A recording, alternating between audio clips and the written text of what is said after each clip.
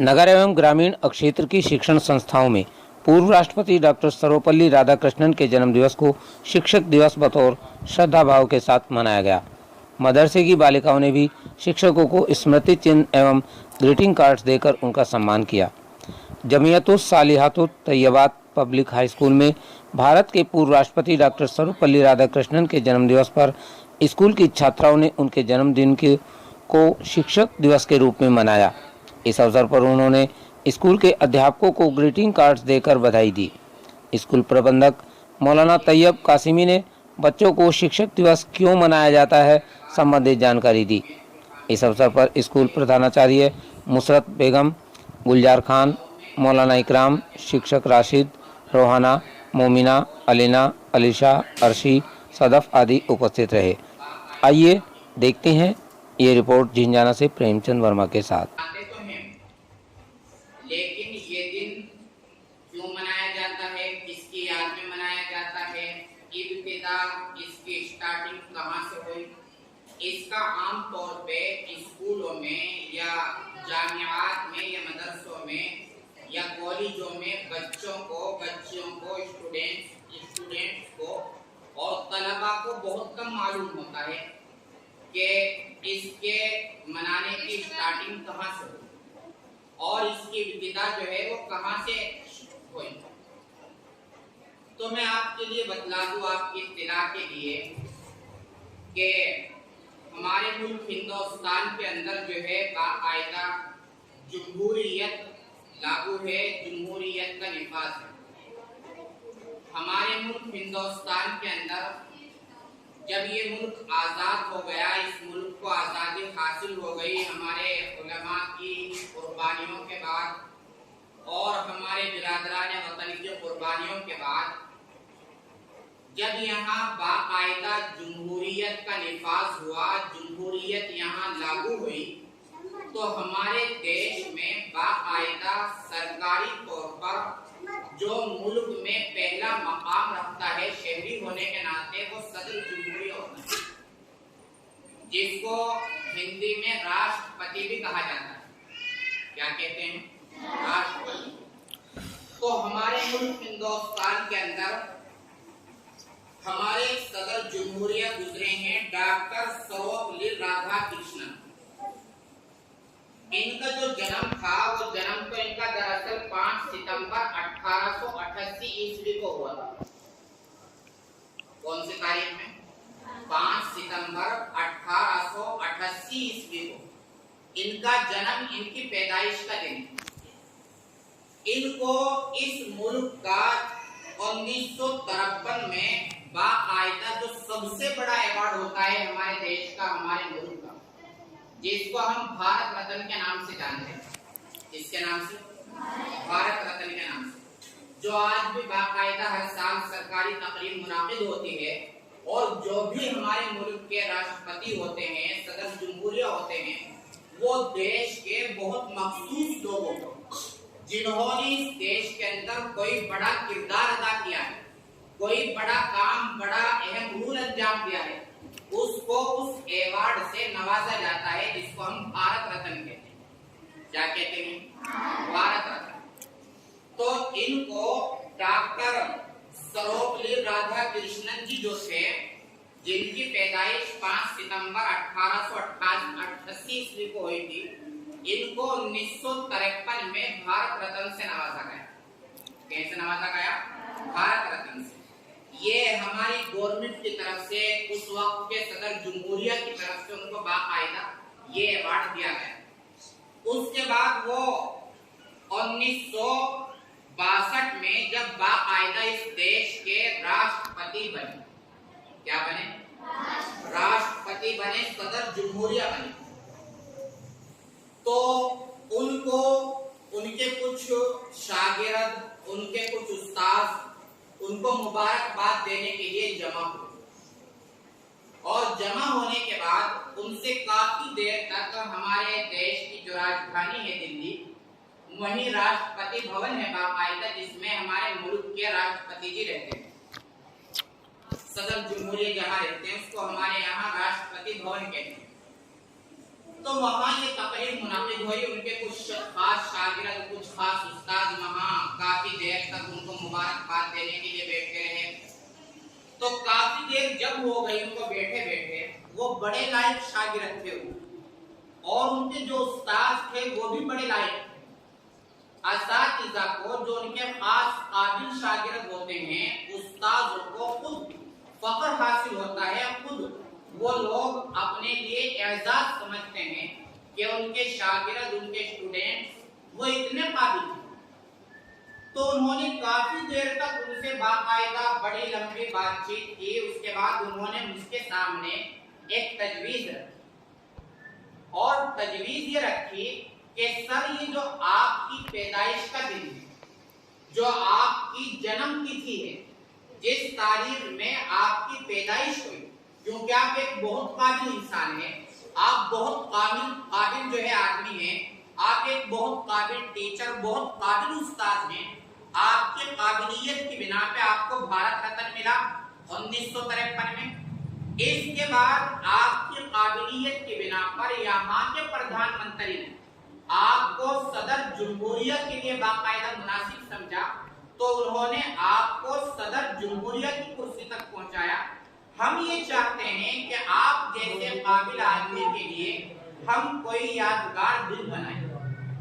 क्या बनाएं? कोई यादगार दिन बनाएं, और इसको बाकायदा हम मुतय्यन करें आपके नाम पे कि ये दिन आपके लिए, आपके एजाज में जब खास हो जाएगा, तो जितने भी स्टूडेंट्स होंगे, जितने भी तलबा होंगे, जितने भी पढ़ने वाले बच्चे या बच्चियां होंगी, उनको इस दिन में एक दिन खास करके बाकायदा तमाम स्कूलों में, जामियात में, मदारिस में वो उस्ताद की अहमियत के बारे में बताया जाएगा। और जब तलबा को उस्ताद की अहमियत, उस्ताद के अदब एहतराम के बारे में बताया जाएगा, तो तलबा के दिल में शौक पैदा होगा कि उस्ताद क्या चीज होती है, उस्ताद की हैसियत क्या होती है, टीचर की हैसियत क्या होती है, टीचर का मकाम क्या होता है। उन्होंने बड़े सादे आदमी थे, वो बहुत सादगी उनके अंदर थी, और बहुत सज्जन आदमी थे। उनकी जो हिस्ट्री मैंने पढ़ी है, उनका जो इतिहास मैंने पढ़ा है, वो वाकई एक काबिल उस्ताद, काबिल आदमी थे। उन्होंने कहा कि भाई देखो, मुझ जैसे के लिए आप क्या बात करते हो कि मेरी तारीख पैदाइश को, मेरी जन्म तिथि को आप एक यादगार दिन मनाएं। मैं तो कोई ज्यादा काबिल नहीं हूँ, और आपकी ये राय मेरे बारे में मुझे ज्यादा अच्छी नहीं लगी। और कोई काबिल उस्ताद हो, काबिल आदमी हो, जिसने तालीम के मैदान में, शिक्षा के मैदान में अहम किरदार अदा किया हो, एजुकेशन के मामले में, उसके लिए जो है बाकायदा यादगार दिन बनाओ, और उसकी जन्म तिथि को आप जो है टारगेट बना के वो जन्म तिथि आप बाकायदा मुतय्यन करें, और उसको आप यौम उस्ताद का नाम दे, हैप्पी टीचर डे का नाम दे, मेरे नाम से आप ये सब ना। लेकिन उनके उस्ताद भी बैठे थे उस मजलिस में, उनके शागिर्द भी थे बड़े उस मजलिस में। अब औलाद का भी कानून होता है कि जब उनको अपने माँ बाप से कोई बात मनवानी होती है, तो माँ बाप के सामने खुशामद करते रहते हैं, खुशामदाना रहते हैं, इख्तियार करते रहते हैं। अल्लाह ताला ने माँ बाप के दिल में फितरी रहम डाला। औलाद चाहे कितनी भी निकम्मी, नाकारा, नालायक क्यों ना हो, कितनी भी नाफरमान क्यों ना हो, माँ बाप का दिल फिर भी नरम हो जाता है, माँ बाप का दिल बच्चों की बात मानने के लिए तैयार हो जाता है। ऐसे ही उस्ताद के लिए शागिर्दों का मामला होता है कि शागिर्द, जो काबिल शागिर्द होते हैं, जब वो अपने उस्ताद से कोई बात मनवाना चाहे, तो अपने उस्ताद को खुशामद पा जाते हैं, माफी पा जाते हैं। कोई गलती हो जाए उस्ताद की शान में, कोई गुस्ताखी हो जाए, माजरत पा जाते हैं कि उस्ताद साहब हमसे गलती हो गई, हमसे गुस्ताखी हो गई आपकी शान में, आप माफ फरमा दीजिए। चूंकि अल्लाह ताला ने उस्तादों को भी माँ बाप का दर्जा दिया, तो माँ बाप की तरह साथीजा भी बच्चों की बात, शागिर्दों की बात मान जाते हैं। तो ये जो हमारे सदर जमहूरियत है, जिनके मुताबिक मैंने अभी बतलाया, उन्होंने जब इतना इसरार बच्चों की तरफ से देखा, अपने उस्तादों की तरफ से देखा, तो उन्होंने कहा कि देखो भाई ऐसा है, मेरा इस मामले में कोई जाती दिलचस्पी का मामला तो बिल्कुल नहीं है, लेकिन तुम लोग कह रहे हो तो मैं इसके ऊपर गौर खोज करूंगा, सोचूंगा। ये कह के उन्होंने टालना चाहा उन सब बच्चों को अपने उस्तादों। अब डॉक्टर सर्वपल्ली राधाकृष्णन जी जो थे, जिनका जन्म 5 सितंबर 1888 ईस्वी में हुआ, उनसे उनके उस्ताद कहने लगे कि अच्छा डॉक्टर साहब, आप एक बात तो बताओ कि बच्चों को तो आप टालने पे आ गए, डाल दोगे कोई बात नहीं, आपके शागिर्द हैं, आप इनके उस्ताद हैं, आप इनके टीचर हैं, या आपके स्टूडेंट्स हैं, लेकिन पहले ही आप बहुत बड़े इंसान हैं, उम्र में भी आप बहुत बड़े हो गए, क्या आप इस उम्र में आके इस कुर्सी पे आके भी आप टालने का काम करेंगे बच्चों को?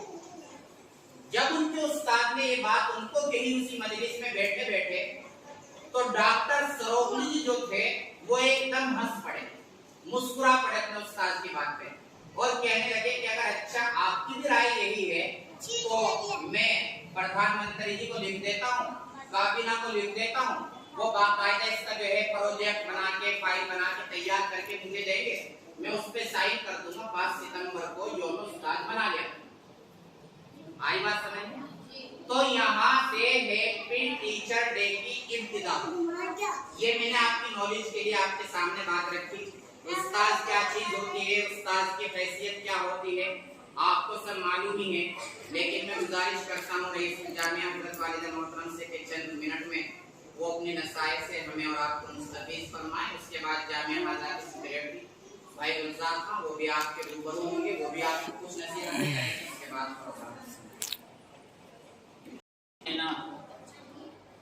ये नीक के तालीम 2-4 मिनट हो गई और बाकी पूरा वक्त दुनिया कमाने में लग जाए, ऐसा नहीं, बल्कि असल मकसद और असल वक्त लगाना सिर्फ तालीम देने में है। अल्फाज की तालीम अलग है, अखलाक की तालीम अलग है। तालीम जिस लाइन से भी हो, सारी तालीम किसी तालीम के नाम में है। तालीम में कहीं ये भी नहीं है कि सिर्फ एक खास तालीम, जो भी इंसान को जरूरत पड़ती है तालीम की, दीन की हो, दुनिया की हो, दुनिया में रहने की हो, आखिरत की हो, कब्र में जाने के ज़माने की हो, सारी तालीम आपको देने के लिए भेजा गया है। दुनिया की तालीम से नबी ने इनकार नहीं किया, बल्कि ऐसे वाक़यात मिलते हैं जिनसे मालूम होता है कि आपने तालीम हासिल करने के लिए सहाबा को बाहर भी भेजा कि जो चीज़ मालूम नहीं है उसका पता लगा के लाओ, जिनको मालूम है उनसे हासिल करके आओ। बुजुर्गान दीन ने यही फरमाया है। बहरहाल ये हदीस है कि मुझे सिर्फ दुनिया में तालीम देने के लिए भेजा गया। अखलाक से हो यानी अपने आदाब से हो, और चाहे अपने अल्फाज से हो, और ऐसा इंतजाम अल्लाह ने कर दिया हमारे नबी के लिए कि क़यामत तक उनकी तालीम ख़त्म नहीं होगी। जितनी दुनिया ज़्यादा होती चली जाएगी, जितनी दुनिया पुरानी होती चली जाएगी, उतनी ही हमारे नबी की तालीम ज़्यादा फैलती चली जाएगी और इतनी ही बातें दुनिया के सामने आती चली जाएंगी। दुनिया को यकीन आता चला जाएगा कि हाँ, नबी ने 1450 साल पहले जो बताया था वो सारा हमारी जिंदगी में आ रहा है। जितनी दुनिया तरक्की करती जाएगी उन सबको उतना ही ज़्यादा यकीन आता चला जाएगा। दुनिया का कोई मरहला, कोई वक्त ऐसा नहीं आएगा जिसमें उसको तालीम की ज़रूरत न पड़े, और कोई वक्त ऐसा भी नहीं आएगा कि वो हमारे नबी की तालीम को झुठला दें। कोई ना कोई वाक़या सबके सामने ऐसा आता रहता है और क़यामत तक आता रहेगा जिससे हमारे नबी की तालीम साफ और शफ़ाफ़ होकर सामने आती रहेगी। इसलिए अल्लाह से दुआ भी करनी चाहिए और ये सोचना चाहिए कि हम तालीम हासिल करके अपने नबी को राज़ी करेंगे और फिर नबी हमारे लिए अल्लाह के यहाँ से हमारे खुश होने का और अल्लाह के हमसे खुश होने का परवाना हमें दिलवा देंगे। अल्लाह हमें अमल की तौफीक अता फरमाए। वाखिर दावाना अनिल हम्दुलिल्लाहि रब्बिल आलमीन।